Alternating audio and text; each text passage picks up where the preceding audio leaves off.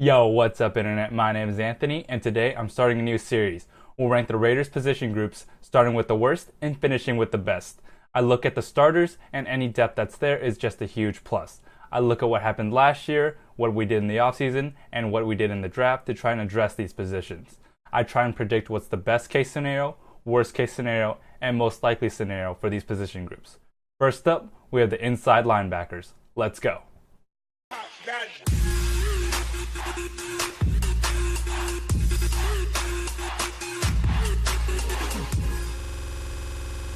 First, we look back at 2016. The Raiders went into the season very thin at that position group and hoped that Ben Heaney would be able to hold down the middle linebacker spot. It didn't turn out very well at all. Opposing tight ends ran wild over our defense, and Heaney just wasn't physical enough in the run game. Heaney had the effort, but wasn't good enough to be a middle linebacker. Then, the Raiders signed Perry Riley Jr. off the street, and he looked like an amazing middle linebacker. In reality, he was just an average linebacker and seemed insanely good just because of how bad our inside linebacker corp was.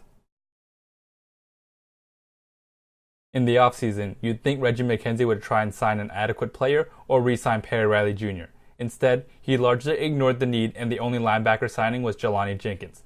Jenkins was an average linebacker in Miami and is expected to compete for a starting spot. The Raiders still needed to add talent to the position. Next, we look at the draft. The Raiders went into the draft needing some inside linebacker help. Many mocks had them taking Zach Cunningham or Jared Davis in the first round. Reggie McKenzie just doesn't seem to value inside linebackers. He hasn't drafted that position early during his entire tenure, and that didn't change with this draft.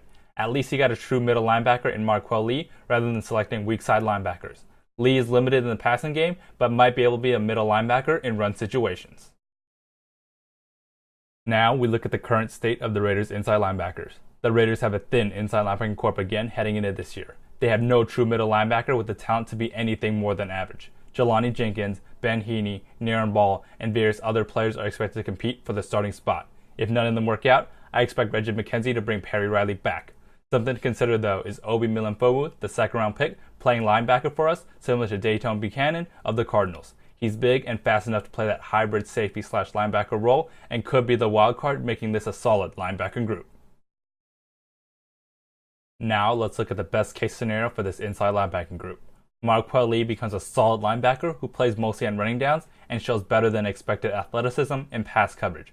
Ben Heaney or Jelani Jenkins plays well as the weak side linebacker. It would be too hopeful to say they play amazing, but the best case scenario is that they end up being a slightly above average corps. Now for the worst case scenario. The worst case is if the inside linebacking group plays like it did last year before Perry Riley Jr. Ben Heaney again goes into the season as the starting middle linebacker. Marquel Lee plays like a 5th round draft pick and needs further development and won't play much on defense. Heaney and James aren't able to play well, and the linebacking corps can't stop the run or the pass. The Raiders get desperate and try to find a linebacker off the street again.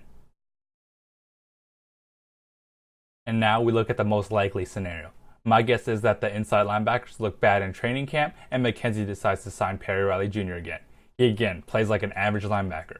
Outside of Riley, inside linebackers aren't on the field very much. Obi Milamfowu is going on the field and might play some linebacker in some passing situations. He will be likely covering tight ends regardless.